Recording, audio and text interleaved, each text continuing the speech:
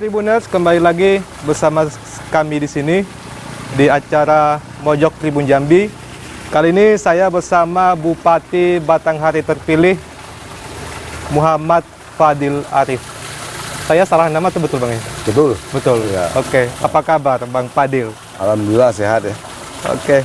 Kali ini kita berada di kediaman pribadi beliau di Kabupaten Batanghari di Muara Bulian. Bang Fadil, kisahnya sangat menarik kemudian. Abang datang sebagai penantang baru. Sebagai penantang dua keluarga yang selama ini cukup menguasai Batanghari. Cukup menjadi bupati dan wakil bupati di Batanghari. Abang datang sebagai penantang baru, menang. Apa yang kemudian abang lakukan sehingga berhasil mendapatkan suara mayoritas masyarakat Batanghari? Yang pertama ya sesuai dengan ajaran dari keluarga terus agama kita. Bagaimana kita punya manfaat bagi orang lain. Ya. Jadi dalam rangka menambah manfaat, ya perlu posisi-posisi strategis. Oke. Sebagai orang Batanghari yang saat itu saya tugas di Muara Jambi, melihat keinginan masyarakat, ini sepertinya saya harus ikut nimbrung. Ya, nimbrung ikut pilkada supaya manfaat saya bertambah. Oke. Saya tidak berpikir saat itu menang atau kalah. Oke. Tapi paling tidak ada usaha kita, ada upaya kita bagaimana Batanghari ke depan menjadi lebih baik. Dan kita harus memberi pilihan kepada masyarakat tentang calon pemimpinnya. Iya. Mungkin selama ini masyarakat milihnya itu saja. Iya.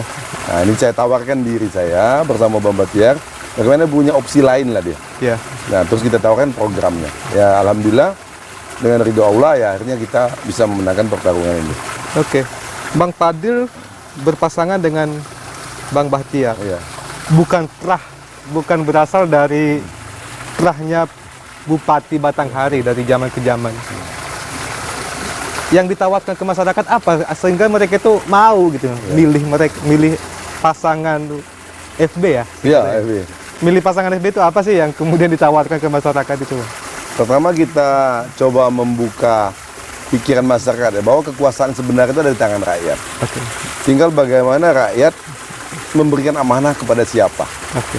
Bahwa orang yang berkuasa itu atas kehendak rakyat dan izin Allah. Dan ini menjadi hak mereka. Ya. Nah, kita sampaikan kepada masyarakat. Dan kami sebagai orang Batanghari menawarkan, ini program kami ke depan kalau kami dipercaya oleh rakyat Batanghari. Tapi hak tetap ada di tangan rakyat Batanghari. Kalau yang sudah-sudah kan sudah ketahuan mereka. Ya. Mungkin penasaran nih sama kami yang berdua ini kan. Iya. Kalau Pak Adil Muhammad gimana gayanya? Nah, kemudian masyarakat ini kan pada intinya semua masyarakat, semua manusia itu bagaimana hidupnya dihargai. Iya, betul. Terserah profesinya apa. Suang jadi wartawan ya, jadi presenter. Nanti pengen dihargai orang lain. Ya. Orang jadi ulama juga begitu. Orang jadi pejabat juga begitu. Itu yang kita berikan kepada masyarakat pada saat sosialisasi kemarin. Oke. Dan alhamdulillah Penghargaan sambutannya kepada baik ya. masyarakat. Ya. Bahwa hidup itu setara. Oke. Soal posisi jabatan itu sementara. Iya. Sepandai-pandainya orang jadi bupati paling 10 tahun ya. Iya. Itu sudah luar biasa. Kalaupun umur panjang. Nah, jadi bagaimana kita bisa bekerja dengan rakyat. Ya ada 36 program yang kita tawarkan kepada masyarakat dan yang disambut baik dengan mereka kan. Oke. Ya memang agak repot sih karena kita pendatang baru ya. Betul. Orang belum begitu kenal. Jadi bagaimana kita mengenalkan diri dulu. Kami sepakat dengan Mbak Tia, kita kenalkan saja dulu. Iya. Soal pilihan ada di tangan rakyat. Kita berdoa kepada Allah bagaimana Batanghari ke depan dapat pemimpin terbaik. Jadi kami berdua itu tidak pernah doanya menang. Iya. Tapi doanya, ya Allah berikanlah Batanghari pemimpin terbaik. Kalau memang terbaik menurut Allah kami, ya Alhamdulillah. Ya. Kalau tidak juga Alhamdulillah. Oke. Karena tidak mau doanya menang. Kadang-kadang itu menjadi malapetaka ke depannya kan. Iya, iya, iya. Nah, itu Bang. Jadi doanya bukan menang, tapi menang. doanya berikan adalah yang terbaik untuk kami, Batanghari. keluarga dan masyarakat Kabupaten Batanghari. Oke. Itu Mudah-mudahan baru betul, kali ya? ini aku ketemu yang seperti itu. Makanya aneh waktu saat ada doa solusi masyarakat, Pak, kita bagaimana bisa menang. Jangan begitu. Tapi upayakan yang terbaik untuk kita bersama. Oke. Ya, karena kadang-kadang yang kita inginkan itu tidak sesuai dengan kebutuhan. Dan Allah pasti lebih tahu ya. Yang mana yang kita butuhkan. Nah, kita yakinkan itu. Bang Fadil, abang tuh jabatan terakhir Sekda Muara Jambi. Jambi ha. Di usia yang sangat muda waktu itu, masih 41 atau 42 tahun Ya, menjadi dimulai Sekda. ya. Sekda itu kan sudah jabatan prestisius. Untuk pegawai negeri ya lah. Iya, itu udah jadi jabatan yang prestisius di usia 40-an tahun. Iya.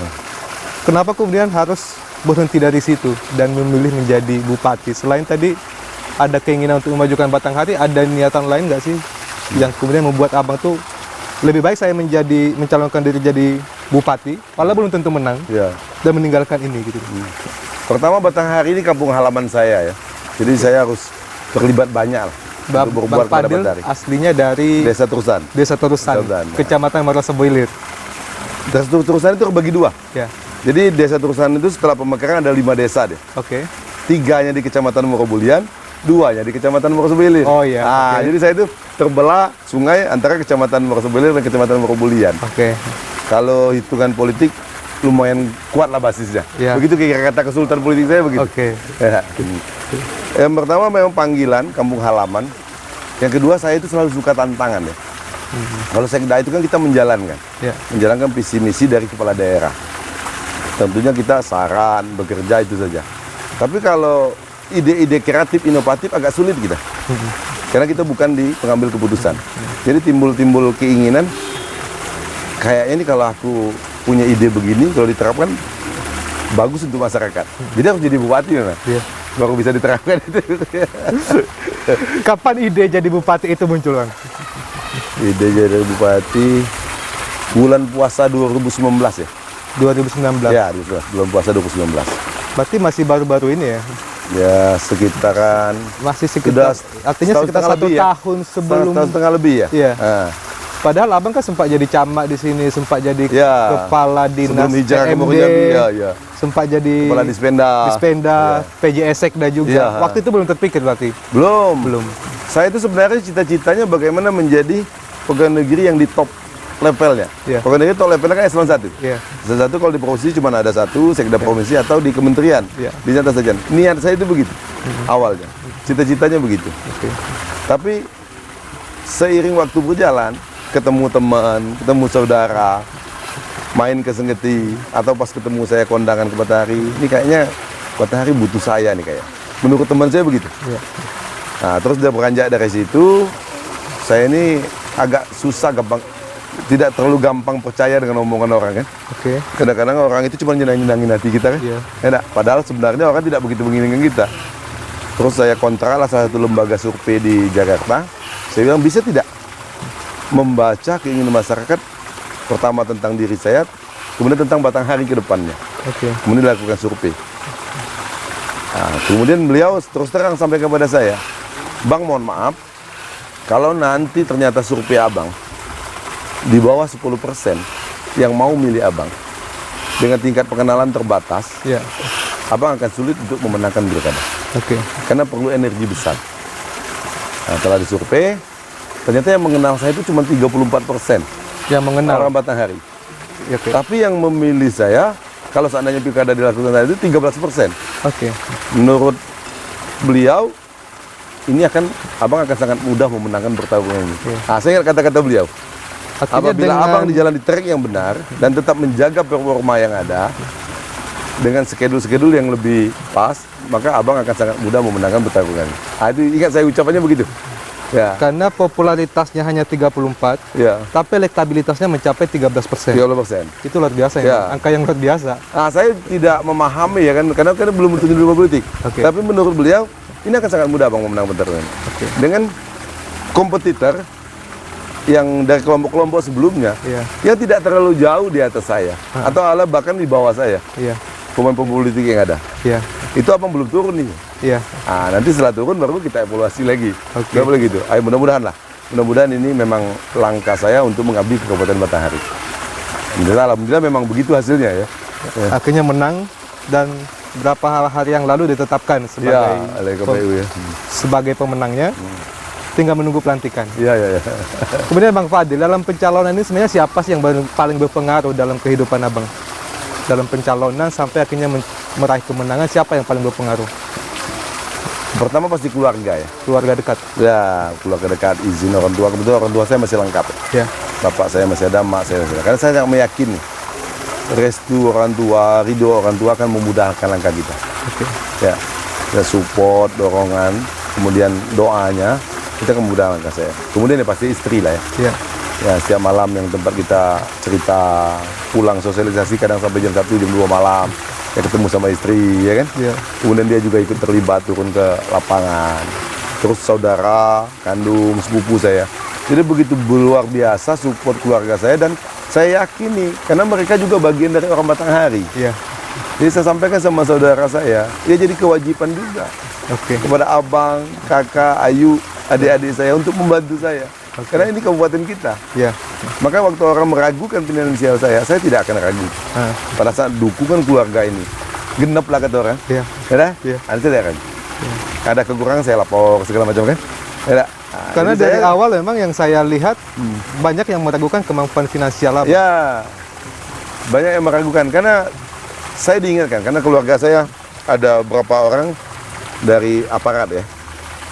Deal pengalaman kami jadi aparat untuk memenangkan pertarungan. Pertama yang harus kau pegang, kau harus mengenali kekuatan dan kelemahan diri kita sendiri. Kemudian bagaimana kita bisa secara utuh Iya. mengenali kelebihan dan kelemahan lawan. Oke. Dan yang ketiga, syarat utamanya, jangan sampai kompetitor atau lawan kita bisa mengenali kekuatan dan kelemahan kita. Iya. Nah, jadi pada saat orang mengatakan itu semua, tim saya kan mulai tersinggung nih. Iya. Mulai tersinggung, wah bang kita diejek-ejek segala macam gini, ya biarlah, saya bilang. Iya. Nah, karena dengan begitu berarti mereka tidak mengenali kekuatan saya. Oke. Nah, ini paling gampang kita membunuhnya nanti kan? Iya. Ya, tak? Nah, kalau ibarat ilmu silat, itu paling gampang kita mengeluarkan jurus kita. Kita belum mengeluarkan jurus terakhir, Iya. tapi musuh sudah menganggap kita, ini lemah nih. Iya. Nah, Akhirnya mereka menyepelekan gitu. ya, menyepelekan. Dan biasa kalau sudah menyepelekan timbul kesombongan kan? Iya. Dan ingat, kesombongan itu bukan perilaku manusia. Dan itu pasti tidak disedang oleh Allah. Jadi ada beberapa hal yang memang saya harus melatih diri saya. Tapi Suang mesti ingat ya, saya hampir setiap jabatan yang saya duduki, saya usianya muda. Iya. Dan saya pasti diremehkan orang. Hmm. Dan saya tidak akan menjawabnya dengan kata-kata, tapi menjawabnya dengan tindakan. Oke. Dengan kerja, dengan kegiatan. Sama dengan pilkada nih, saya menjawabnya dengan tindakan. Hasilnya kan? Iya. Ya, tak? Kalau kita jawab kata-kata malah capek, malah kelahi nanti kan. Mending kita jawab dengan tindakan. Oke. Iya kan? Betul. Lalu Abang ada 30 program lebih yang ditawarkan kepada masyarakat. Yang menjadi unggulannya apa, Bang? Jadi kita ada 36 program prioritas ya. Jadi yang paling menyangkut hajat hidup orang banyak, saya lihat. Yang pertama program pertama. Ya. Tentang bagaimana kita mengoptimalkan itu hasil pertanian. Oke. Kita tahu orang Batanghari ini 82%-nya petani. Ya. Dengan berbagai subsektor ya. Iya. Ada tanaman pangan, sawah kan. Kemudian ada perkebunan, ada kelapa sawit, ada karet, kemudian ada perikanan, ada peternakan. Hajat hidup yang begitu besar ini ternyata di Batanghari hasilnya belum optimal. Oke. Kita masih ketemu kebun karet yang 1 hektar sekalinya hidup dapat 5 kg. Sementara yang jadi diskusi di masyarakat harganya tidak pasti. Iya. Harganya rendah. Padahal bukan harga masalahnya, tapi Produksi produksinya yang cat, ya. masalah. Kemudian sawit juga begitu. Kita sosialisasi di tengah masyarakat. Kita ketemu kebun sawit yang sehektarnya hanya 3 kuintal sebulan. Ini jauh dari idealnya. Iya. Karena orang di sana udah minimal Iya. satu ton gitu ya. Iya, lebih lah. Iya. Kemudian kalau kita breakdown lagi, masalahnya di mana nih? Ternyata masalahnya yang pertama bibitnya tidak jelas asal usulnya. Oke. Yang kedua, maintenance-nya. Petani kita belum begitu berdaya, belum begitu mampu untuk mengolah kebunnya. Iya. Nah, sawah juga begitu. Kita masih ketemu sawah yang sehektar sekali tanam dapatnya 2,5 ton. Oke. Padahal idealnya 6 sampai 9 ton Iya. kan. Nah, ini yang harus kita optimalkan nantinya. Oke. Bagaimana masyarakat yang hanya punya kebun 2 hektar itu bisa hidupnya sejahtera. Iya. Masa mau pengen sejahtera punya kebun 20 hektar kan? Iya. Betul. Nah, kena mungkin lagi. 20 Tuhan hektar tidak itu bikin akan tanah lagi kan? 20 hektar itu milik pengusaha, bukan milik masyarakat kecil lagi. Bukan rakyat kecil. Nah, ini yang akan kita benahi nanti bersama pemerintah, ini yang akan kita benahi. Kemudian ini juga tidak bisa jalan sendirian. Iya. Karena di Batanghari infrastrukturnya hampir 70% dalam keadaan rusak. Iya. Kebun yang bagus tanpa infrastruktur yang baik juga tidak akan ada artinya. High cost jadinya. Iya, dia ngangkat hasil produksinya repot kan. Datang ke kebun repot, ngangkat hasilnya repot. Jadi ini harus simultan kita kerjakan. Iya. Tapi inti dari itu semua, pemerintah itu punya mesin birokrasi namanya. Oke. Oke. Mesinnya ini kita benahi dulu. Iya. Kalau mesinnya kejam ya repot juga. Betul. Sebagus apapun programnya, sekuat apapun support anggarannya, kalau mesinnya ngejam repot. Jadi aparatur ini juga harus kita siapkan. Karena kebetulan saya mantan sekda, Pak Batiar mantan Sekda, bagaimana mesin ini bekerja terengginas lah dia. Iya. Ya kan? Tidak kenal hujan, tidak kenal panas, digas jalan terus, disuruh rem macet kan. Iya. Nah, tapi kalau aparaturnya lembek ya repot. Nah ini birokrasi ini harus kita benahi di awal-awal masa jabatan kita. Ini bahwa birokrasi itu bisa diperbaiki dan bisa menjadi sesuai harapan Abang untuk mendukung program-program ke depan. Saya yakin, karena saya bekas pegawai. Ya. Pegawai itu bagaimana diciptakan rasa keadilan. Ya. Kemudian diciptakan rasa kenyamanan dia. Oke. Adil dalam artian yang bekerja lebih baik harus mendapat promosi. Ya. Yang bekerja jelek harus dihukum dia. Ya. Nah, reward dan punishment ini harus kita jalankan secara baik. Jadi jangan sampai teman saya kerjanya jelek jadi kepala dinas di tempat strategis. Oke. Oke. Tapi itu biasanya pilkada seperti itu, Bang. Wah iya. Ya, dan ini sudah efek 20 tahun ya. Ya. Nah, efek 20 tahun ini diwaris ke sekarang. Iya. Nah, kita mau coba putus dan mata rantai ini ya. Artinya akan mengangkat pejabat yang memang profesional di bidang. Ya. Oke. Kemudian itu juga tidak cukup. Mereka juga harus ditambah kompetensinya.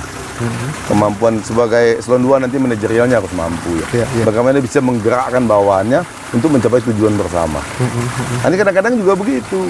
Dia di eselon 2 tapi tidak punya kemampuan manajerial. Iya. Malah lebih sibuk dengan hal-hal teknis kan. Karena teknis harus di eselon di bawahnya. Iya. Nah, ini harus kita dudukan lagi. Oke. Jadi nanti bukan berarti saya mengganti orang karena saya masalah pilkada. Iya. Tapi pasti berkaitan dengan kemampuan. Saya tidak perlu kepala dinas yang nemuin saya setiap hari. Saya tidak perlu kepala dinas yang sering melapor. Saya cuma perlu kepala dinas yang kerjanya baik. Kalau perlu tidak perlu ketemu si kita. Iya. Yang penting kerjanya selesai. Iya. Karena nanti kita akan membuat ruang kepada masyarakat untuk gampang mengadukan masalahnya.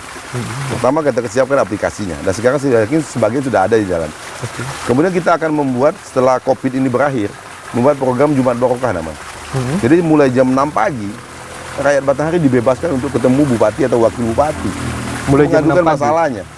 Oke. Nanti ketahuan itu, kinerja kepala dinasnya seperti apa. Kinerja camatnya seperti apa, lurahnya seperti apa. Oke. Jangan bisa ada laporan begitu-begitu saja. Iya. Dan juga kita akan buat perjanjian kinerja yang lebih jelas. Karena selama ini saya lihat perjanjian kinerja hanya tentang penyerapan anggaran. Iya. Mana bagaimana DPA-nya dihabiskan. Iya. Itu kan baru batas output. Iya. Kita pengen ini paling tidak batas outcome tadi. Iya. Harus ada hasilnya. Kan? Hasilnya. Nah, itu yang harus kita rubah. Zaman kami ini pejabat akan lebih capek. Yang tidak mau capek silakan minggir. Karena kita ada, karena rakyat ada kan. Betul. Iya. Karena nggak semua juga siap kemudian dengan membuka akses luas itu, mungkin tidak akan banyak yang siap untuk itu juga pejabat-pejabatnya nanti. Ya kita coba siapkan soalnya. Kita coba siapkan. Kalau nggak siap juga harus minggir lah. Iya. Gitu Iya. ya, minggir ya. Iya, minggir. Oke. Dia tidak bisa kita membiarkan penyakit itu lengket terus. Termasuk diamputasi dia kan. Iya. Supaya jangan nular. Oke. Karena kemalasan itu akan menular ya. Karena ada habit baru yang frontal yang Abang bangun kalau dalam sisi rencananya. Saya yakin kalau orang punya niat baik nggak bakal melawan lagi. Iya. Tapi kalau ada yang melawan berarti niatnya memang salah tuh. Kan kalau pekerja itu Suang, yang paling kita inginkan yang pandai bicara terus pandai bekerja. Komplit ya.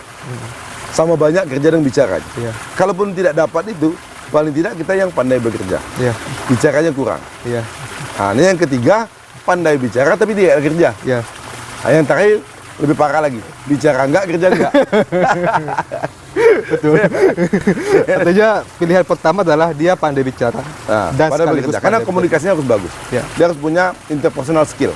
Bagaimana dia bisa meyakinkan orang. bekerja. Karena dia berhadapan dengan publik. Iya, yang publik. Karena program itu tidak akan berhasil pada saat tidak didukung publik. Ya. Iya. Betul. Kita mau ngajak petani, kebunnya bagus, tapi petani tidak mendukungnya. Betul. Pasti tidak jalan. Seberapa besar pun anggarannya pasti gagal, gitu kan. Kemudian bagaimana dia merancangnya dengan baik. Bisa membuat roadmap lah dia. Betul. Peta jalan, bagaimana kerjaannya berhasil. Dan itu nanti habis dilantik, itu yang akan saya serahkan kepada pejabat di Batanghari. Silakan saudara tanda tangan ini untuk kontrak kerja kita. Iya. Oke. Supaya tidak ada lagi rasa suka dan tidak suka. Ya. Jadi yang menunjukkan dirinya mampu atau tidak ya dirinya sendiri. Dia mentang-mentang dia tidak mendukung saya kemarin, karena kita ketahui lah ini sudah jadi rahasia umum ya. Ya.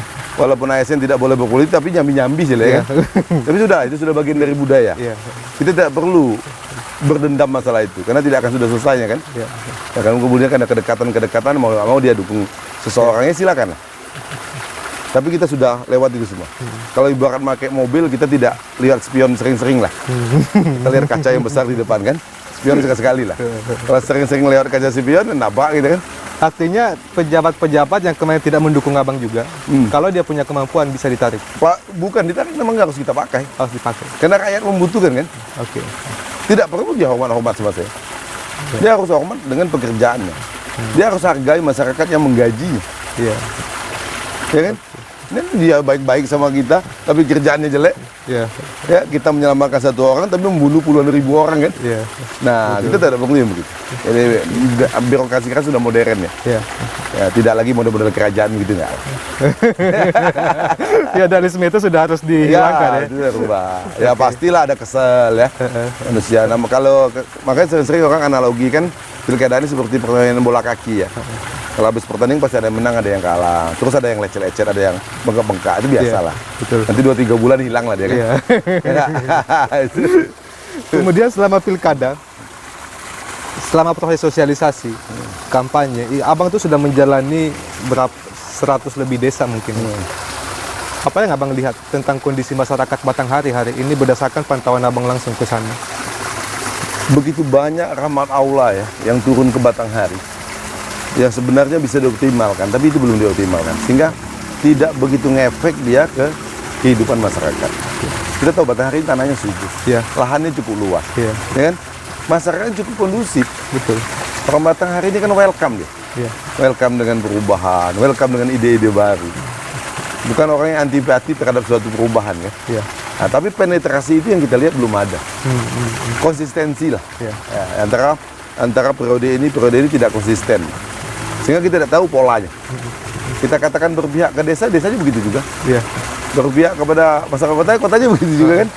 Nah, ini yang harus kita rubah. Bagaimana perencanaannya ke depan harus baik. Sehingga tujuan akhirnya tercapai. Tujuan akhirnya siapa? Ya masyarakat tadi. Kesejahteraan masyarakat. Kesejahteraan masyarakat. Pasti nanti semua muaranya ke sana. Kita lihat bagaimana kesulitan orang untuk membawa hasil kebunnya, kesulitan orang untuk mencapai kebunnya. Begitu besar energi yang keluar ya.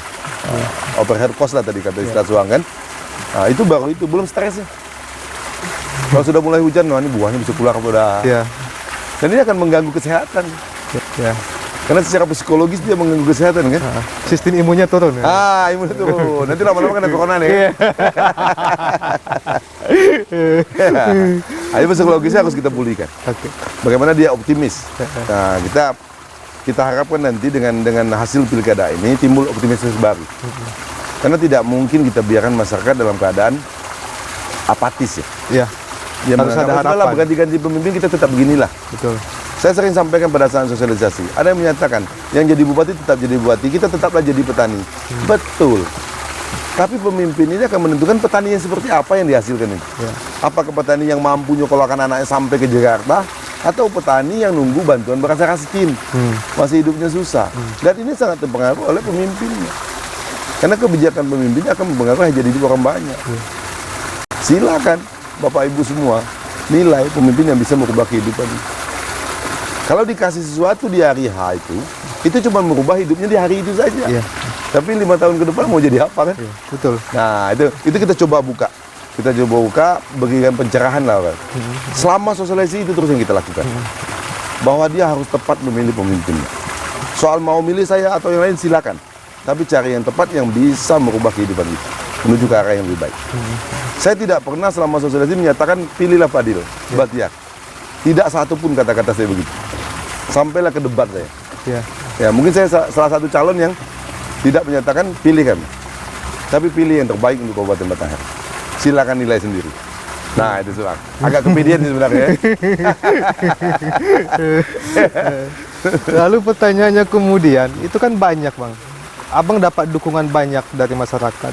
Itu juga tidak terlepas dari tim sukses Abang.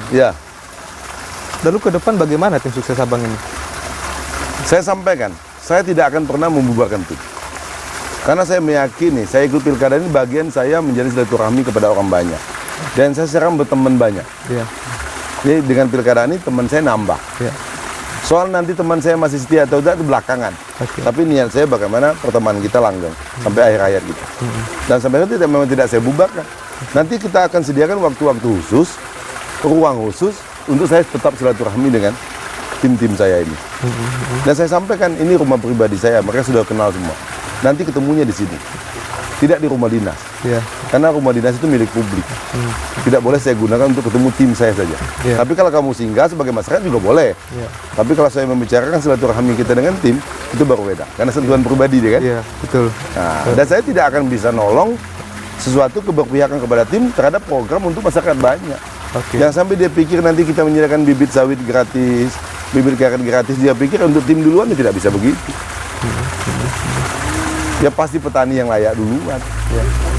Tapi kalau dia mungkin ada hajatan, kebetulan istrinya melahirkan, ya kebetulan kita ada lebih rezeki, mungkin itu yang kita kasih. Atau kita ada waktu, itu mungkin kita lihat kan. Iya. Nah itu sebagai teman ya biasa lah begitu. Tapi kalau program untuk orang banyak tidak boleh diusul kepada tim saja. Itu menjadi salah dia kan.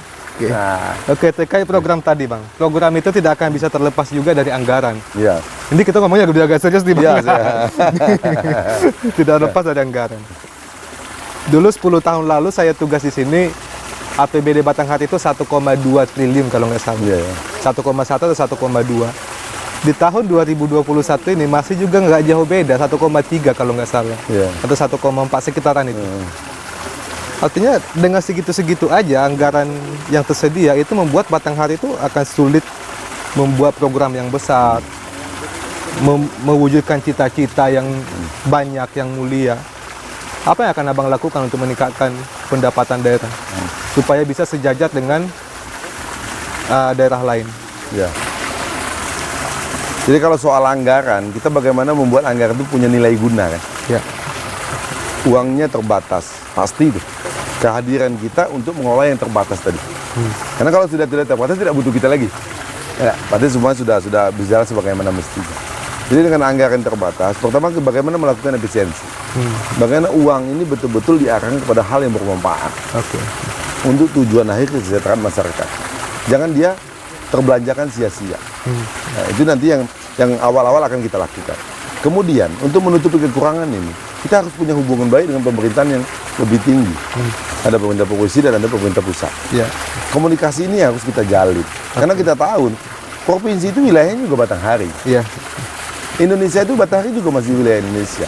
ya. Apabila hubungannya baik, kita bisa yakinkan dengan data dan fakta yang benar. Saya yakin ini bisa kita dapatkan.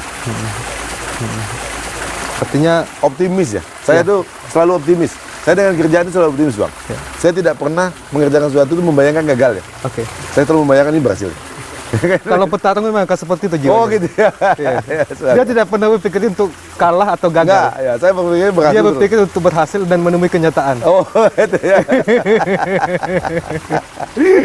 Nah, Oke, tentunya- artinya akan berharapnya nanti adalah akan adanya tambahan lagi dari pemerintah yang lebih tinggi Ya, lagi untuk menambah pendapatan daerah di sini. Dari sisi pengeluaran, kalau abang melihat selama ini, apakah banyak yang tidak efektif untuk pengelolaan daerah? saya dan Bapak Bajak punya pengalaman sekda ya. Ya. Walaupun tapi kita bukan pemegang keputusan akhir. Ya.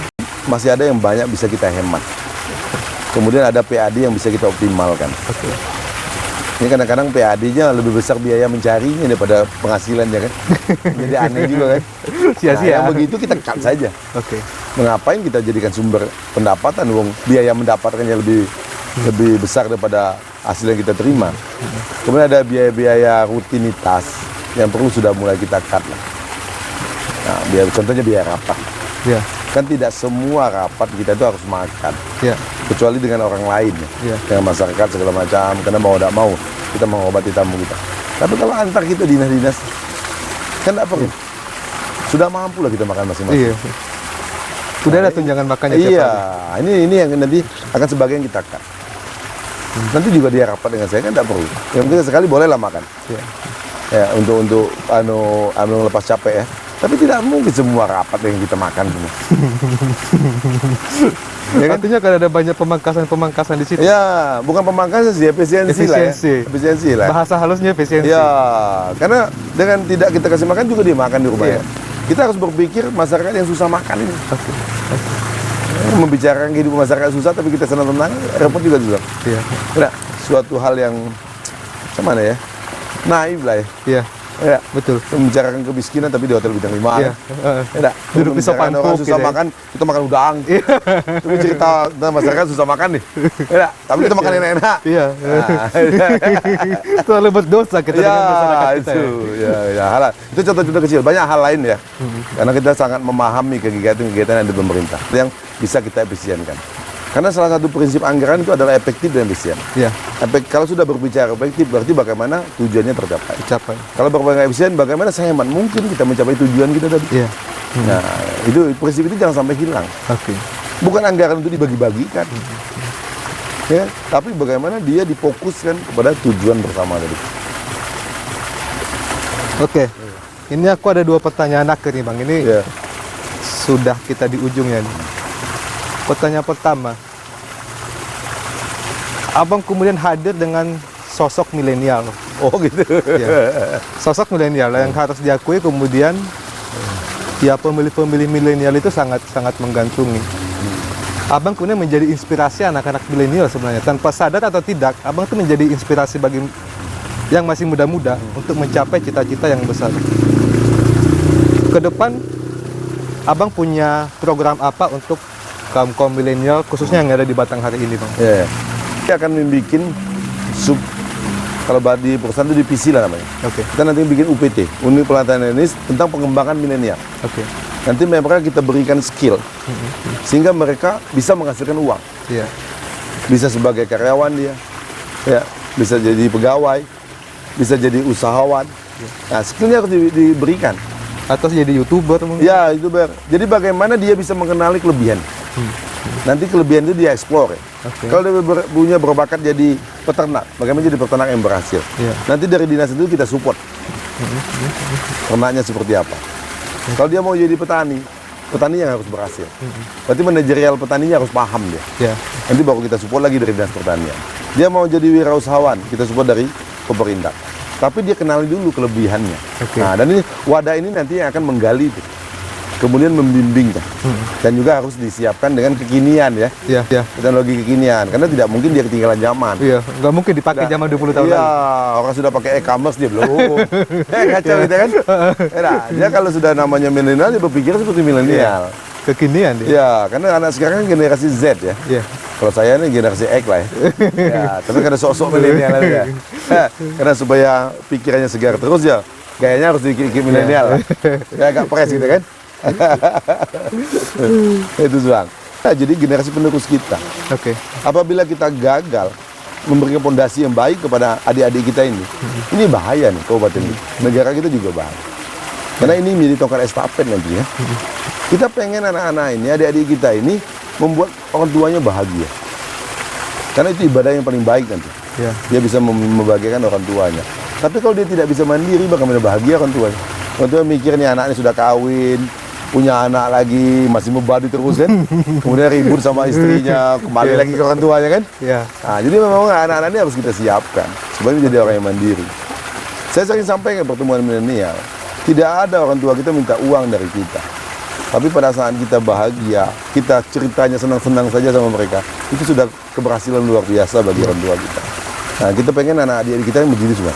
Adik-adik kita, anak-anak kita. Ini tugas-tugas besar ya. Tugas besar yang juga tidak bisa kita lewatkan. Iya. Kalau membangun jalan, uangnya ada, selesai urusan.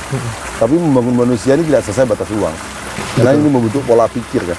Karakter juga ya. Iya, karena manusia yang baik itu otaknya cerdas, badannya sehat, imannya kuat. Baru utuh lah dia. Iya. Ya, jadi SDM yang baik kan. Nah, ini yang harus kita siapkan. Dan ini begitu banyak ya angkatan-angkatan Indonesia kan ada bonus demografi, Iya. termasuk Batanghari. Jadi di usia angkatan kerja ini banyak jumlahnya. Jadi dengan energinya yang besar, dengan badannya susah sakit, Iya. bagaimana dia bisa menjadi orang-orang yang produktif. Iya. Nanti dia akan memberikan multiplier efek kepada masyarakat lainnya. sekitarnya. Iya. Betul. Ya. Nah, dia kawin akan memberi kebahagiaan kepada istrinya, memberi kebahagiaan kepada suaminya. Dia bikin usaha, bisa mempekerjakan 2-3 orang saudaranya. Nah, itu yang kita inginkan nanti. Oke. Dengan adik kita ini, Bang. Ada kita akan bentuk UPT khusus tadi. Iya. Yang akan Jadi konsen, UPT yang akan jadi konsen. UPT khusus yang akan konsen untuk memikirkan Ya, mengkonsepnya milenial. Ya. dan juga menyalurkan Ya, menyalurkannya program-program yang ya tersebut. ke dinas-dinas terkait ya. Dinas terkait harus mensupportnya. Ya. Ya, ada 2 UPT khusus tentang pemberdayaan kita. Ada UPT milenial, yang satu lagi ada UPT rumah bunda namanya. Nah, ini tentang ibu-ibu. Oh, Bagaimana ibu-ibu mengisi waktu luangnya sebagai ibu-ibu yang produktif. iya.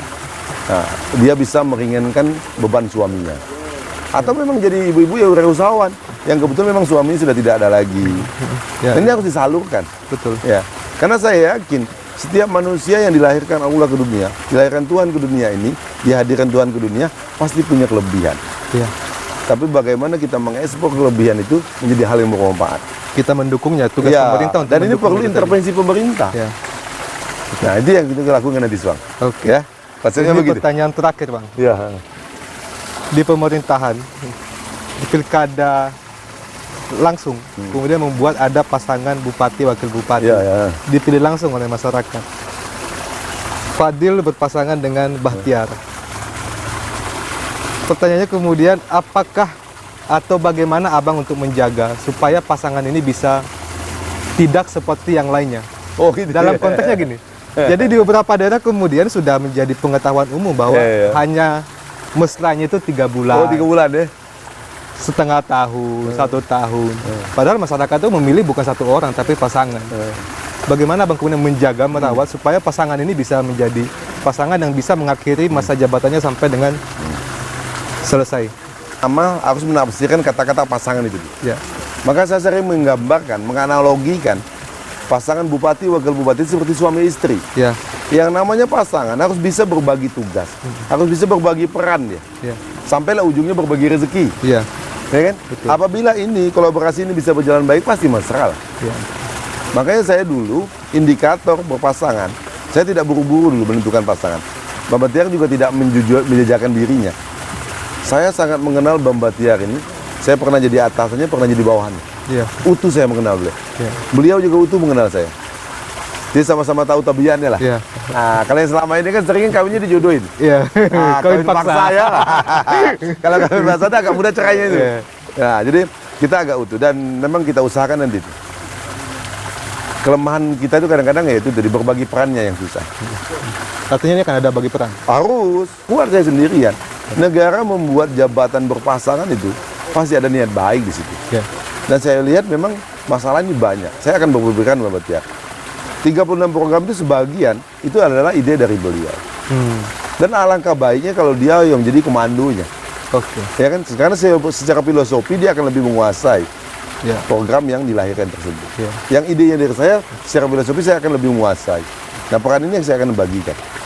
Nanti semua akan lihat bahwa ruang kerja wakil bupati Batanghari itu tetap ramai. Jangan sampai wakil bupati itu megang remote TV aja kerjanya kan. Ya, wakil bupati kalau nggak ada kerjaan mulai uring-uringan dia kan. Iya, Ya, nyari-nyari ngerjain bupati kerjanya kan. Ini begitu.